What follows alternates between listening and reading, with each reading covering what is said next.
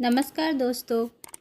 आज हम आपको ऐसे व्रत के बारे में बता रहे हैं जिसे पूर्ण श्रद्धा और भक्ति भाव के साथ करने से स्त्रियों को अखंड सौभाग्य की प्राप्ति होती है तथा संतान सुख के साथ धन धान्य से परिपूर्ण जीवन व्यतीत होता है।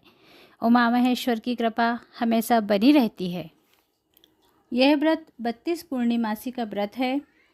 जो पूर्णिमा का व्रत होता है ये 32 पूर्णिमाओं को करना है और यह व्रत किसी भी पूर्णमासी से शुरू कर सकते हैं, किंतु माघ या वैशाख के महीने से अधिक उत्तम माना गया है। इस व्रत में गणेश जी, माता पार्वती जी सहित भोलेनाथ की पूजा की जाती है।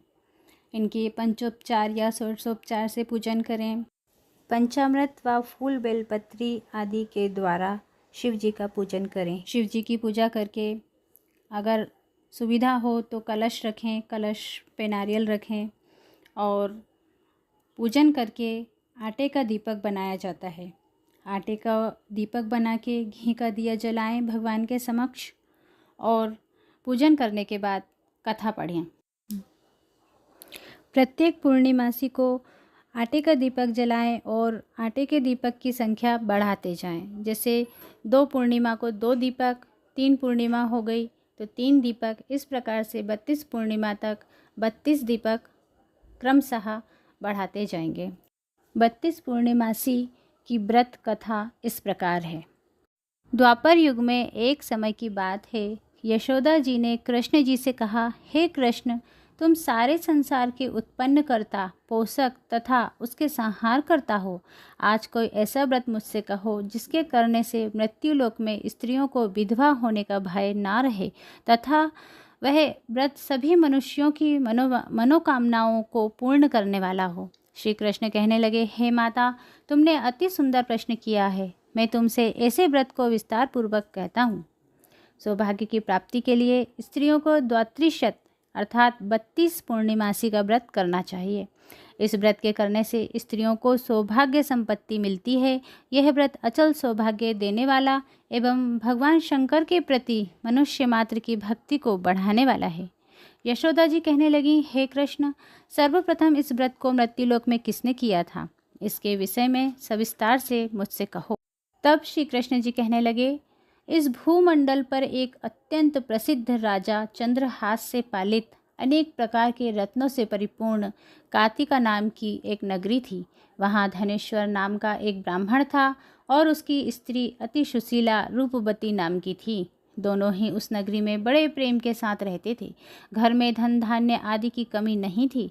संतान ना होने की वजह से उनको बड़ा दुख था। एक समय बड़ा तपस्वी योगी उस नगरी में आ गया।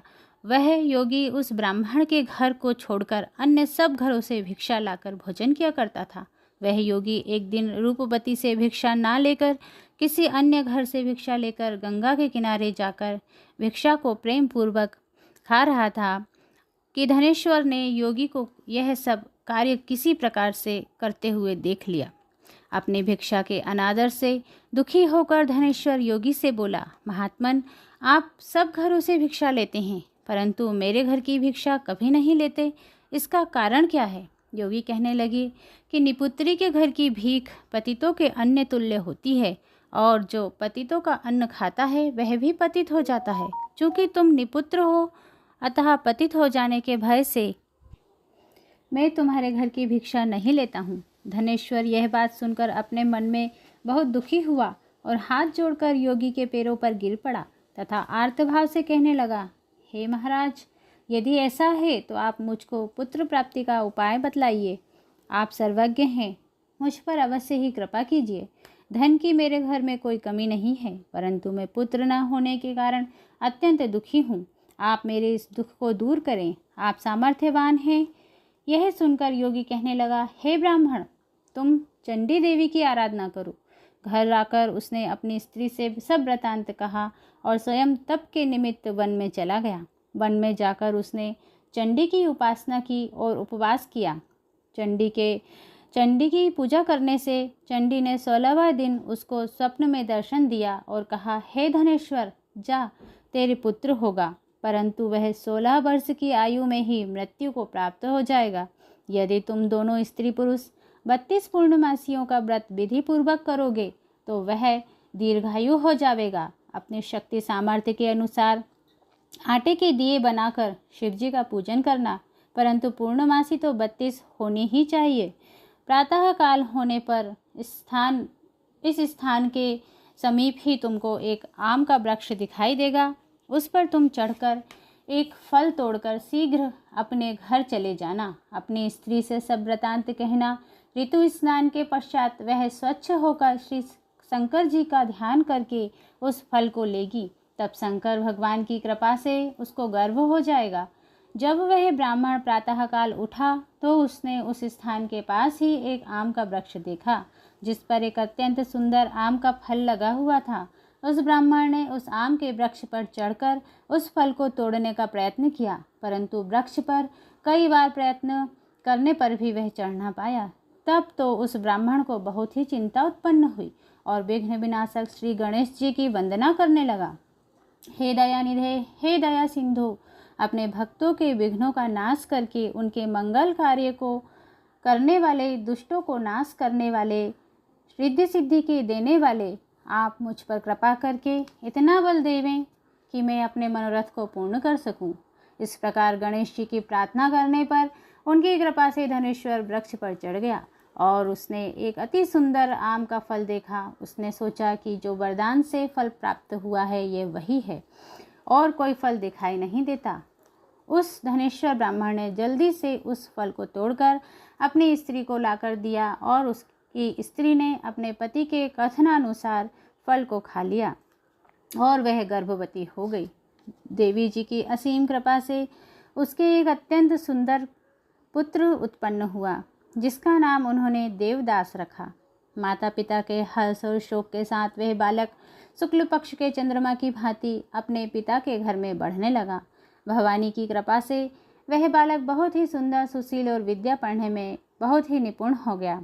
दुर्गा जी की आज्ञा अनुसार उसकी माता ने 32 पूर्णिमासी का व्रत रखना प्रारंभ कर दिया था, जिससे उसका पुत्र दीर्घायु और बड़ी आयु वाला हो जाए। 16वां वर्ष लगते ही देवदास के माता पिता को बड़ी चिंता हो गई, कहीं उनके पुत्र की इस पर मृत्यु न हो जाए। इसलिए उन्होंने अपने मन में विचार किया कि यदि वह दुर्घटना उनके सामने हो गई तो वे कैसे सहन कर सकेंगे।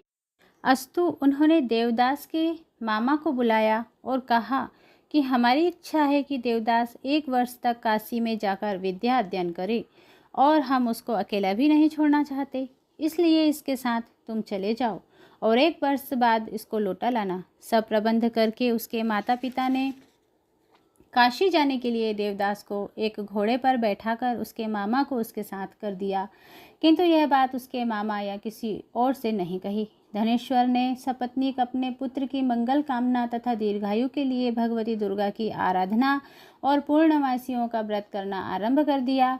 इस प्रकार बराबर 32 पूर्णमासी का व्रत पूरा किया। कुछ समय बाद एक दिन वह दोनों मामा और भांजा मार्ग में रात्रि बिताने के लिए किसी ग्राम में ठहरे हुए थे। उसी दिन गांव में एक ब्राह्मण की अत्यंत सुंदरी, सुशीला, विदुषी और गुणवती कन्या का विवाह होने वाला था। जिस धर्मशाला के अंदर वर और उसकी बारात ठहरी हुई थी, उसी धर्मशाला में देवदास और उसके मामा भी ठहरे हुए थे। संयोगवश जब कन्या को तेल आदि चढ़ाकर मंडप आदि का कृत्य किया गया तो लग्न के समय वर को धनुर्वात हो गया। अस्तु वर के पिता ने अपने कुटुंबियों से परामर्श करके निश्चय किया कि यह देवदास मेरे पुत्र जैसा ही सुंदर है, मैं इसके साथ ही लग्न करवा दूं और बाद में विवाह के अन्य कार्य मेरे लड़के के साथ हो जाएंगे। ऐसा सोचकर देवदास के मामा से जाकर बोला कि तुम थोड़ी देर के लिए अपने भांजे को हमें दे दो, जिससे विवाह के लग्न का सब कृत्य सुचारू रूप से हो सकें।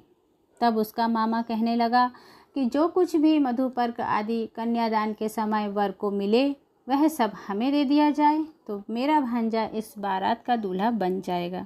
यह बात वर के पिता को स्वीकार कर लेने पर उसने अपना भांजा वर बनाने को भेज दिया और उसके साथ विवाह कार्य सब रात्रि में विधि पूर्व संपन्न हो गया। पत्नी के साथ वह भोजन न कर सका और अपने मन में सोचने लगा, न जाने किसकी स्त्री होगी। वह एकांत में इसी सोच में डूबा हुआ था।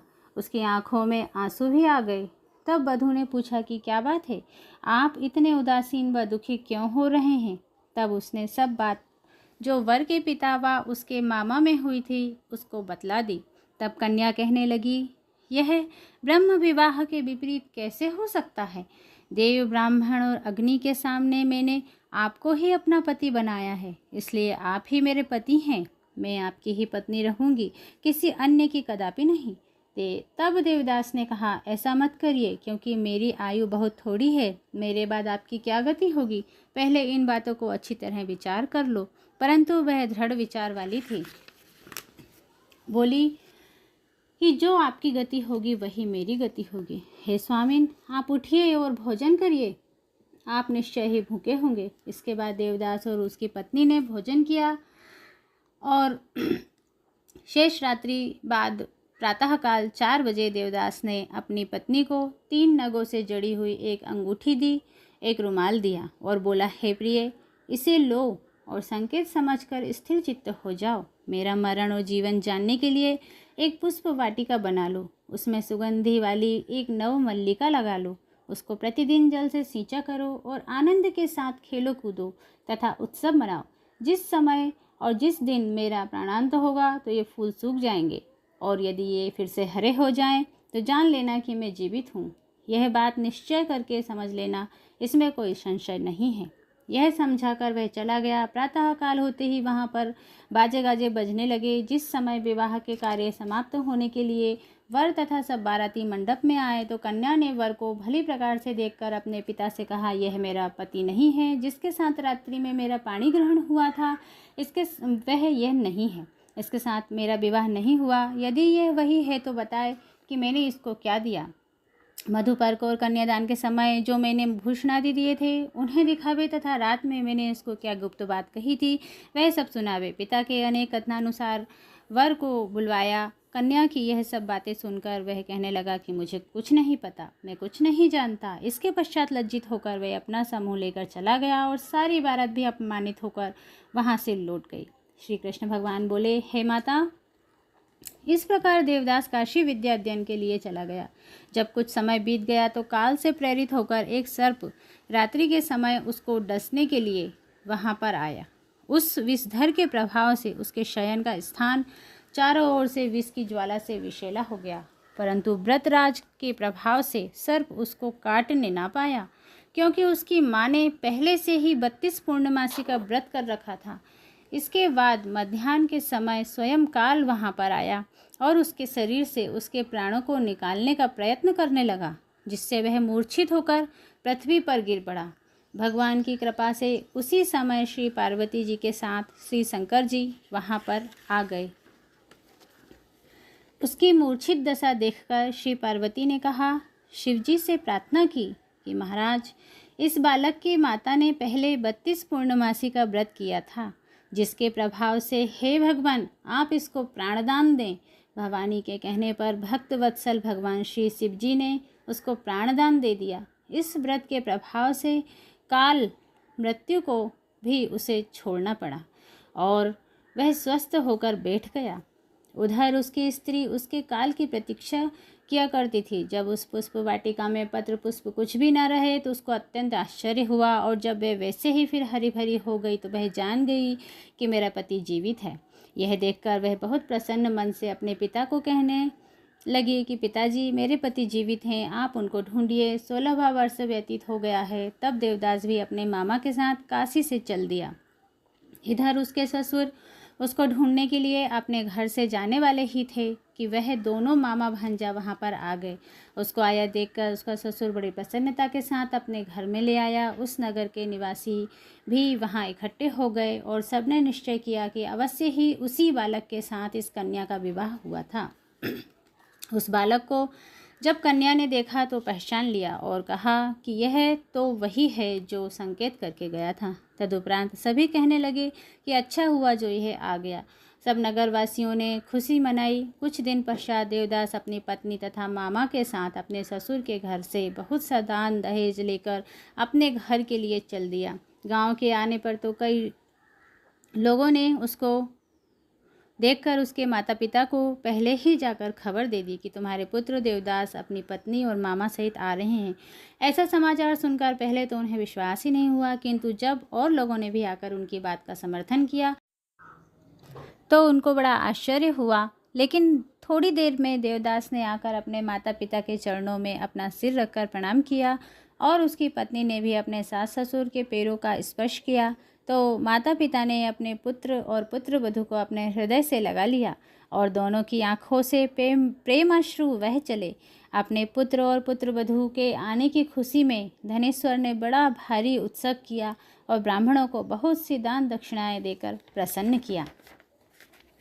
श्री कृष्ण जी कहने लगे, इस प्रकार धनेश्वर 32 पूर्णमासियों के व्रत के प्रभाव से पुत्रवान हो गया। जो भी स्त्रियां इस व्रत को करती हैं वे जन्म जन्मांतर के वैधव्य का दुख नहीं भोगती और सदैव सौभाग्यवती रहती हैं। यह मेरा वचन है।